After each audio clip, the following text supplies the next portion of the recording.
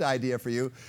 For the baseball player in your family, turn up the volume here, because this week at the Presidio Little League Fields in Mission Valley, Anthony Gywnn Jr. is hosting the first annual Tony Gwynn Camp 19.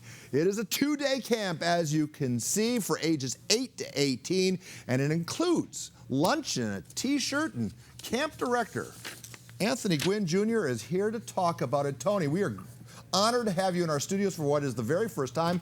How did Camp 19 come to be?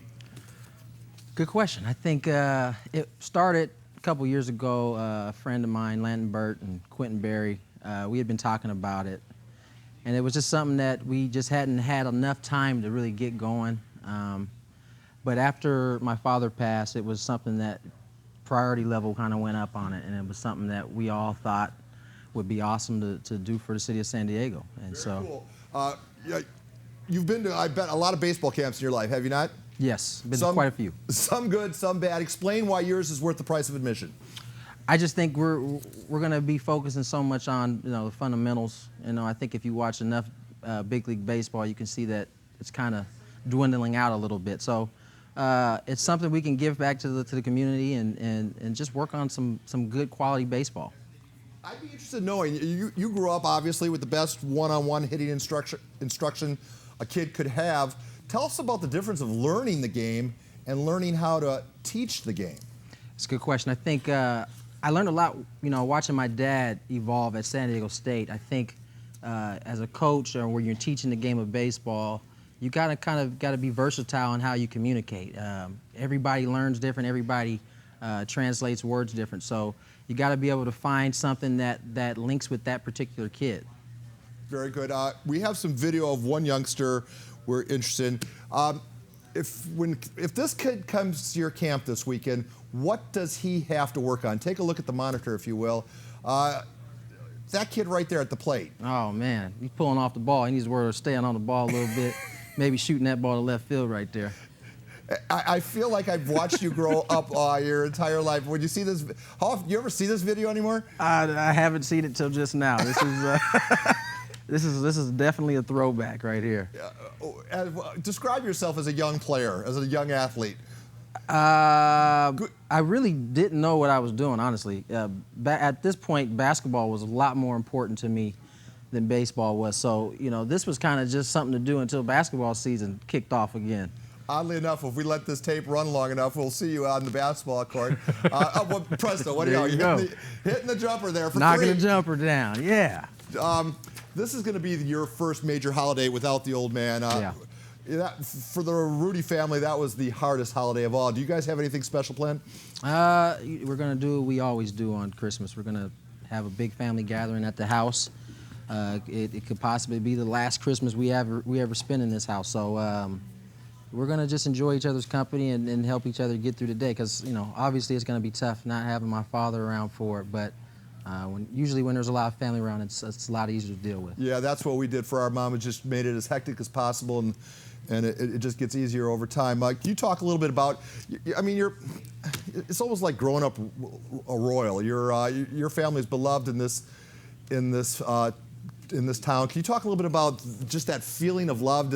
Does it ever become oppressive, or is it always welcome? No, not for me at least. It's never oppressive. I think it was one of the main things that's helped me get through this tough time is seeing how much of an impact my dad had on people's life, whether it was just in passing, whether it was just 2 minutes and him signing an autograph. When my dad passed, you saw a lot of blogs and articles come out about people's different experience with him. And for me, that was big. Being all the way in Philadelphia at the time, those stories, those blogs, it helped me heal. So, for me, the love is always appreciated, and it's really hard to explain what you feel when people are talking about your dad in such a loving way. You're a 32-year-old free agent. How much more baseball is in your future? Oh, I got a lot of baseball left. It's just a matter of finding the right fit and getting out there and having a year where I'm free of thought. Last year was tough for me. Knowing my dad was sick, knowing I was literally all the way across the country, it was tough for me to deal with. And I wish I could have handled it better, but that's the way it went for me. So I just wait for my next opportunity and take advantage of it. All right, assuming when the baseball career is over, I'm betting you're going to have about 8 calls from the various baseball networks. Tell us what's going on here. Matt Kemp, put on your MLB network analyst hat. Matt Kemp drove a ball dead center there. I mean, this guy's got unbelievable power. He's probably one of the strongest 2 dudes in all of baseball. Will Myers. Young guy. He's going to be a phenomenal player, I think. I've had the opportunity to play against him a lot in AAA. And one thing about him, he plays extremely hard. Brandon Morrow. Very underrated stuff. I think he's just looking for an opportunity to be able to get on a staff where he can go out there and pitch every 5th day. And I think having Buddy Black as his pitching coach is going to be a huge benefit for him. Is it worth bringing Josh Johnson back? It's a tough one. I would say yeah, only if it's the right deal, though. I think another 1-year deal at a substantially lower salary than it was last year, I think would be something that the Padres would be interested in doing. All right, just to show you how cruel baseball is, after Morrill was acquired, the Pods, Rene Rivera released this tweet. Good to have you on the team. To play baseball, then he's gone 2 hours later, Rene was. You have to have a sense of humor to play your game, don't you? You absolutely do. This game will drive you batty if you don't have any sense of humor. And, I hope, Rene laughed at this because he's going to get an opportunity to play. And I think at the end of the day, that's all guys want. All right, we're going to throw your graphic up one more time. Anthony, you have 10 seconds. Sell some admission. Hey, come on out to Tony Gywnn Camp 19 from 9 to 3 on the Saturday and Sunday this week. We're going to have great instruction out there, and you're going to have a fantastic time. All right, the first annual camp. Really quickly, Tony, who else is going to be teaching with you? Quentin Berry, Landon Burt. We got special guest speakers, Chris Gywnn and Steven Strasburg. That is a great lineup.